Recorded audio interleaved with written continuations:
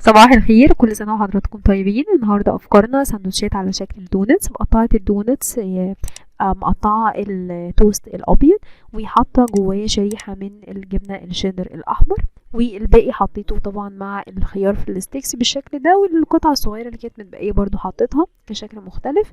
وعندنا البار بتاع اللي هو القمح مع شوكولاتة وبالفراولة، مع الفراولة المجففة محطوط فيه اللي هو الكاب الأصفر، وشريحة من الأناناس. وعندنا كمان الساندوتشين، ساندوتش تاني الساندوتش الحلو بتاعنا اللي هو هيكون برضو ساندوتش بيه على نفس القطاعة بتاعت الدونتس، بس محشي بيه حلاوة بالشوكولاتة بالبندق ولبن عادي خالص.